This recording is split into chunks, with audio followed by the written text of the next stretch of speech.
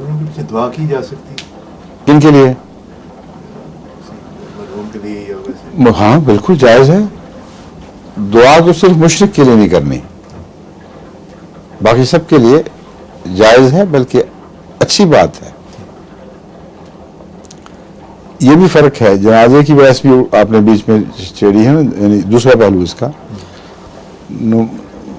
یعنی امامت صرف نماز کی بحث نہیں ہو رہی، اب جنازے کی بحث پہ آ گئے ہیں یہ کہ ان کے پیچھے جنازے کی امامت بھی جائز نہیں ہے، اور ان کا جنازہ پڑھنا جو منکر ہونے کی حیثیت سے مرے ہوں وہ بھی جائز نہیں، اس لیے کہ ان کے اپنے پڑھنے والے موجود ہیں، اور قرآن کریم نے، حدیث نے جنازے کو انفرادی فرض قرار نہیں دیا، اس کو فرض کفایہ بتایا جاتا ہے. یعنی اگر چند بھی پڑھ لیں تو جائز ہے، پھر کیا ضرورت ہے؟ ان کو کیا ضرورت ہے جن تمہیں کافر سمجھتے ہیں، ان کے لیے تو دل آزاری ہوگی اگر تم جا کے جنازے پڑھو گے ان کے. اس لیے یہ بحث ہی محض جذباتی ہے، اس کے کوئی تعلق نہیں.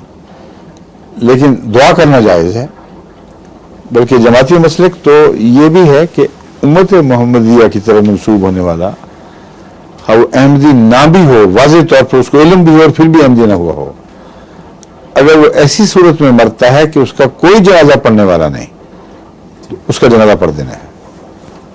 کیونکہ رسول اللہ علیہ وسلم کی امت کا جنازے کا حق ایسا ہے کہ جو فرض کفایہ کی حد تک تو لازم ہے. بس حضرت خلیفہ مسیح ثالث نے اسی فتوے کے پیش نظر ایک ایئر کریش کے مرنے والوں میں جو مسلمان تھے ان کے متعلق ڈنمارک کو ہدایت کی تھی کہ جنازہ پڑھو، کیونکہ وہاں کی حکومت چاہتی تھی کہ دفن سے پہلے کوئی جنازہ پڑھنے والا ہونا چاہیے، اور باقی ائمہ وہ تھے شک کی حالت میں تھے. تو خلیفہ مسیح ثالث سے جب تار کے ذریعے پوچھا گیا تو ہم نے فرمایا پڑھو.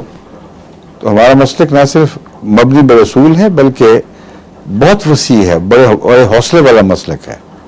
سمجھ گئے؟ مگر وقت کا کیا حال ہے؟